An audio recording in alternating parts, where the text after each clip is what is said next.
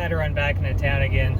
The wire on that MiniSplit, the whole process is kind of aggravating. So being off grid, we're trying to figure out exactly how much power we're going to be using, exactly how much power this system needs to operate.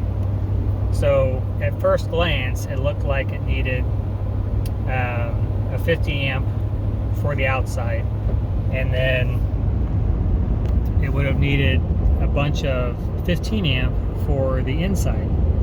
So if you add up all that potential power, it was very excessive.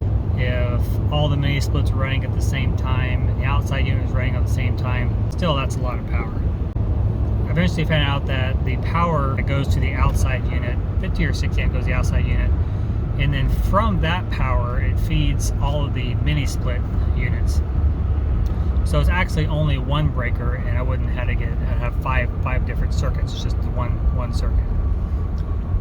So that lowered my potential usage pretty substantially down to what I was going to get, which was the MrCool, I think it was Universal series. I looked at Mitsubishi and a bunch of other ones too. And I was gonna go with MrCool because it was supposed to be, DIY and all that stuff.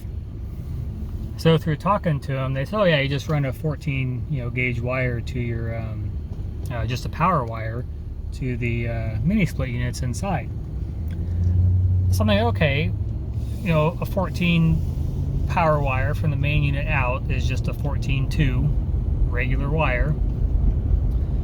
So I get the stuff and I go to hook everything up, and I'm looking at it and I'm like, this doesn't look right. Well, it turns out it's a R07 something in -F wire that you have to have for it. So it's a 14 gauge wire, but it's like a 14-3 is what it is, and it's inside a rubber coating, and so totally different than what I was told. So now I got to run all the way back in. It's 5:10 right now. I just left there, and luckily they stayed open for me, so I could buy this wire to try and get it run before the HVAC guy comes to hook the system up. So now I've got to pull all the wire out that I just ran to the stinking thing, and then rerun all the wire down there. It's just frustrating. Furthermore, now that I'm back out of the shop and grabbed a few things that I think I needed, the instructions suck. So you'd think they would just say, this is what you need, but they don't. It's just a bunch of mumbo jumbo crap. It's just, the instructions are horrible. They should very simply just say, just a simple wiring diagram would be nice. It's just horrible. Yeah, I got my disconnect set up. It's a 60 amp disconnect for the outside unit here. I couldn't hook this up. These cords come with a 90-degree angle. It would come out and turn 90. These work best if they go straight in. So I gotta go buy those straight pieces. I've got to get some 1/2 inch straight pieces to come out of these. The box I'm looking to use is this. It's a 6x6x4 box. I'm planning on mounting it probably like right there, maybe. Have my cords come out, do all my connections in there, and then I'll run a piece of flex conduit like this. It'll be 1/2 inch, 3/4 out of the bottom of the box and up into the panel here. This is where that wiring that I'm waiting to get still. So I actually found the correct wiring. It was $230 for a 125 foot roll, I think it was. Ended up going on Amazon when I got back, $130, so that's pretty worth it. So I called the HVAC guy and told him that I don't have power to the units, but I'll have power to the outside unit. But what I want him to do is to get these all hooked up. I hate leaving these loose like this, even though they're crimped. Any condensation gets in there and we could be in trouble. Anyway, today I still plan on getting this one hooked up. So that's done. Now this stuff can all come off. I left a lot of wiring in here, so when we do the siding, I can undo the screws and pull this out a little bit, or take it completely off and then put it back on. It's not that big of a deal. Same thing with this box. I'm going to have all my connections inside there, because the wire that comes for the unit is, you can get it rated for outside, and I could just run the unit, you know, the plumbing or the wires down up into here.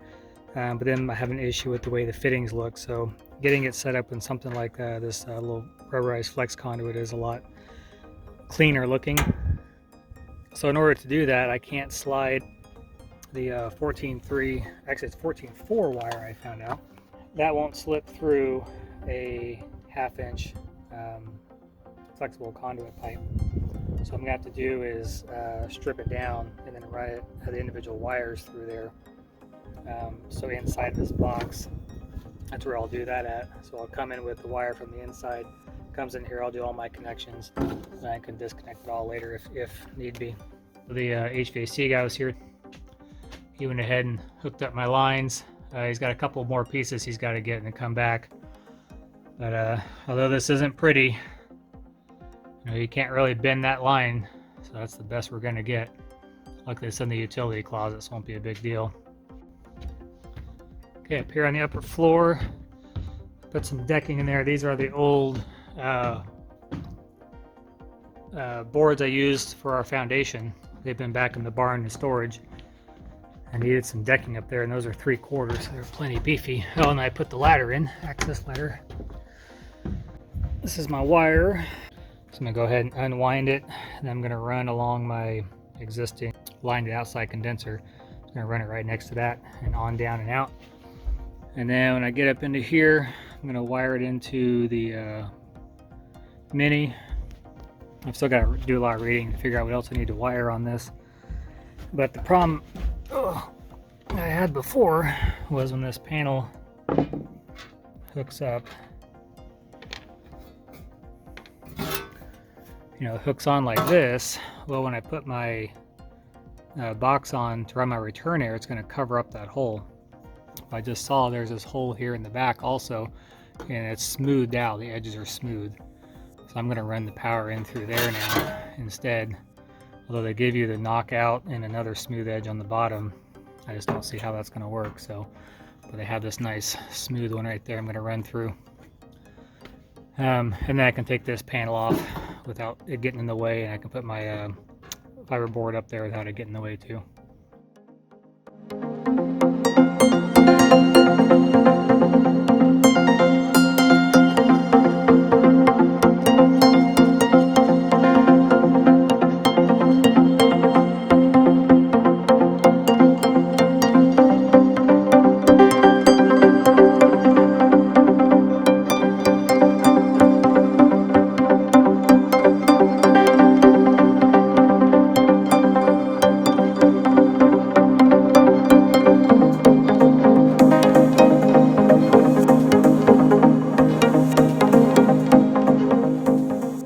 Okay, I went ahead and decided to run my wire through that knockout. This is where it's supposed to go through, but my insulation's literally going to cover all that up when I slide this panel on. So it isn't what I wanted to do, but this notch in the side was just too small to fit that wire through.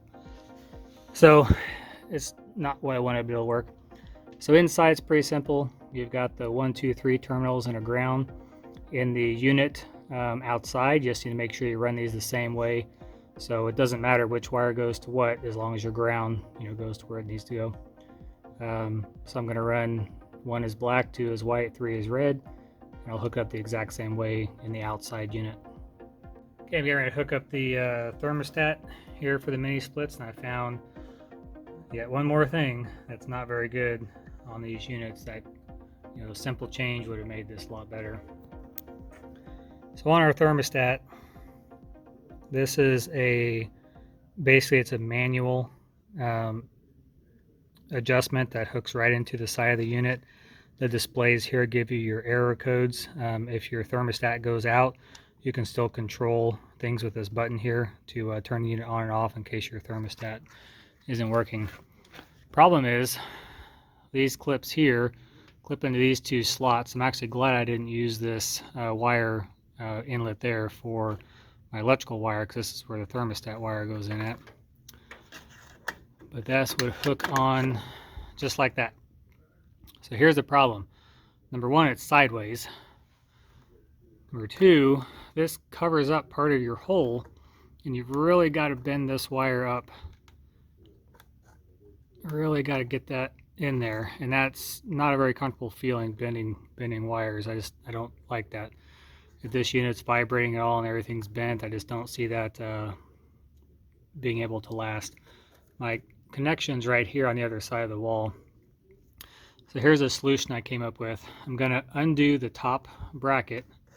So I'm going to slide this up. I'm going to keep the bottom one in there, and then I can turn this sideways, so now you can actually read it properly. This is still a bit of a tight bend, but it is a lot better than it was. So I can push that in there, and this wire goes to the actual thermostat in the room. I'm going to run this up over the unit, and I'm going to put a piece of aluminum tape right there, and then that will keep this from flopping around. But then you can actually read it properly. You know, this is going in not, I mean, it's still an angle I don't like, but you know, just poor planning. It could have been done, engineered a lot better. One thing I didn't do yesterday is there is a magnetic ring that goes around your power supply. There's also one that goes on your thermostat wire. So you have to install those. That just cancels out any interference from other electronics in the house.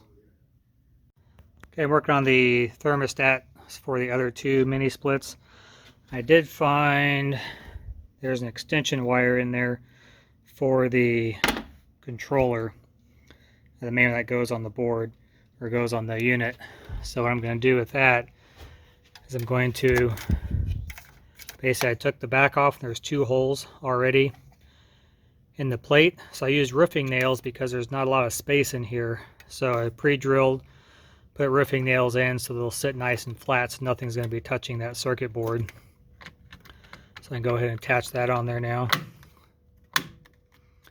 So I'll run this wire back over to the second unit there, goes right into that hole, and then I'll run this one, which comes around this side, will be set up right over here. Then I can get to these without having to crawl around this space to get to the other side. I can also look up from my attic access and just see this from a distance if there's anything flashing, any alarms, things like that I need to be worried about. And then my thermostat wire comes off here, so this one's going to head back over that way down to that corner. This one, the cord is too short, but the one downstairs, I'm going to have probably an extra 10 feet or so on that one.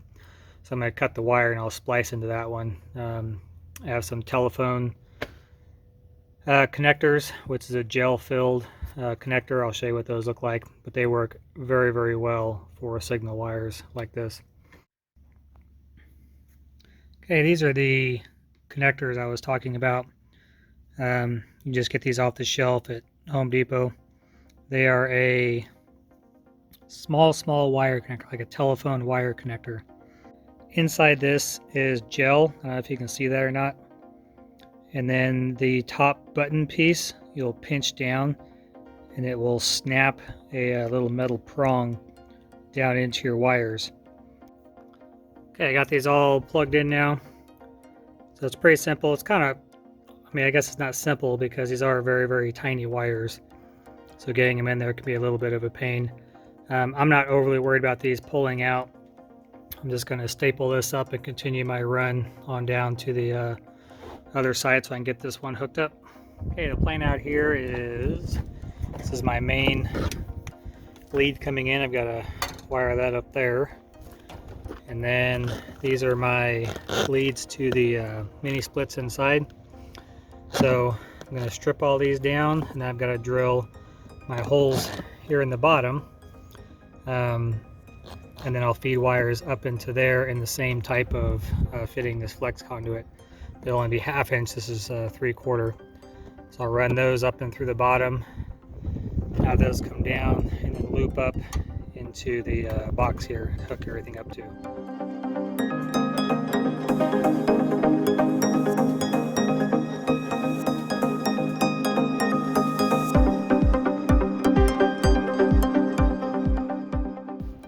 So in the box here, they have them labeled, you know, A, B, C, D, E, and so forth. We label ours inside 1, 2, 3, 4.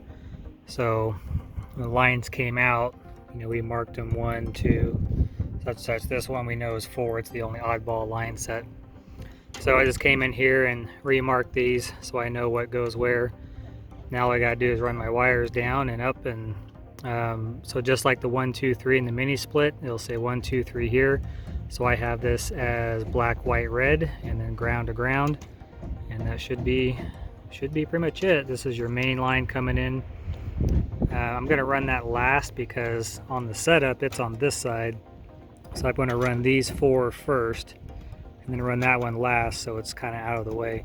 One thing I need to think of too is that if we do the addition like we plan to, this last leg, this A line here, is going to run out to the addition. So I kind of have to keep in mind where that power is going to come from on my knockouts down here. If I leave this one open, it may be harder to get around to it. I may leave that one open and use these 4.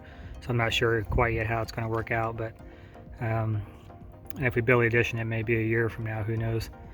But pretty simple. Line 1, line 2 is a 240 volt ground. 1, 2, 3, I have it set up as black, white, red, grounds. Should be pretty easy to do.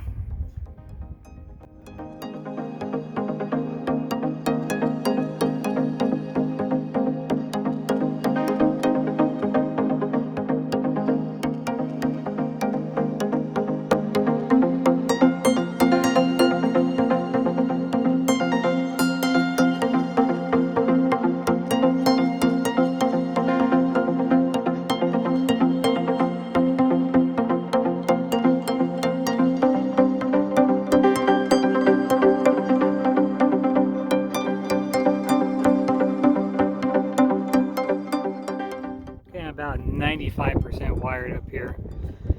So got all these labels, just gotta tuck them in, put the cap on. I do like these. They're just push in. It's a lot easier than using the wire nuts, and I know that these are locked in there. I know everyone uses wire nuts, but those are extremely easy, and they're really, I think they're actually cheaper than the wire nuts. They're roughly the same price by the time I priced it out. Anyways, got all my flex conduit down here. Another issue I had with this MrCool, I know I've mentioned some other ones with the MiniSplits as far as spacing and room and things like that, and this is the same dang thing. These are so close together. I mean, it's just really hard getting those in there. They've got plenty of room to space these out a little more, and then these would have fit in there just fine, but it's just really close quarters. So I'm gonna leave this one open for the addition.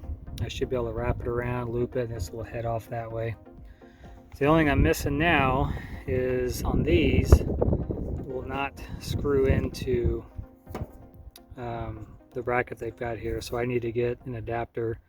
This is a number 6 wire. It's coming from 60 amp breaker. So I followed what I'm supposed to be using here, but that's will not fit in there and allow me to screw the nut down.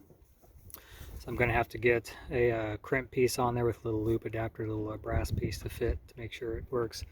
So I'm going to take this guy with me to the store to make sure that whatever I get will fit around this, so I don't have to drive back and forth 100 times.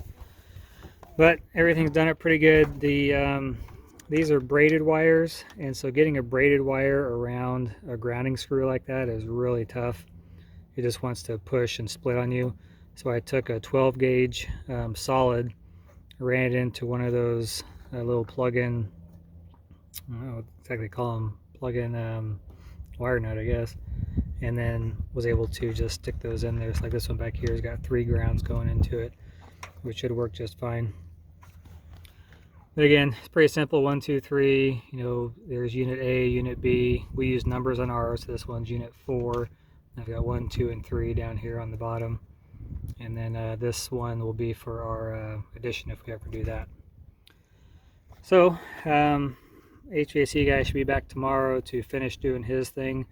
He's got to, he had to get 2 different adapters for these line sets, because the units up there, when I emailed MrCool asking him what line sets exactly I needed, they came back and said 1/2 inch, 1/4 inch on everything. Well, it turns out the units up top are all 3/8 of an inch. The 3/4 ton units are 3/8 of an inch, 1/4 inch, and not 1/2 inch, 1/4 inch. Now the 1 ton units are 1/2 inch, 1/4 inch. So he had to get adapters. This unit actually came with the adapters, but for some reason the mini splits up there did not. And then of course I've got to wrap these still. When he cut those, he cut them back a little farther than I would like. This one you can kind of push down and then tape it, but these guys I'm gonna have to get some insulating tape or something to wrap around those. But he should be back tomorrow to finish that, and then I'll get these 2 adapters and finish that up. I think it's hilarious when I come to Home Depot and wear my orange because everyone thinks I work here. I'm going to show you real quick. So I was talking a little bit ago about these connectors. So there's a 100 pack. It's $7.98, or you get 100 pack of these is $10.48. So there is, you know, about close to a $3 difference, $2 difference there. Okay, I just got back from Home Depot. These are the brackets that I got. So I already installed one of them, so you can see how that fits up into the line there. And then I've got it big enough back on here that I can fit my wire in. So that's my solution. This is the last wire to hook up, and then once the HVAC guy comes and puts the Freon and all that stuff's good to go, we can fire up. Okay, just really quick, I ended up turning these around. Those screws on this side were sticking out pretty far. They wouldn't have hit the cover, but the top side gets a little close there. So just to reduce the risk of any arcing or things like that, I went ahead and just turned those around. So just took the screw out, flipped it, tightened this nut, and then put it back on there, and actually works really good that way. So now my wiring's done finally.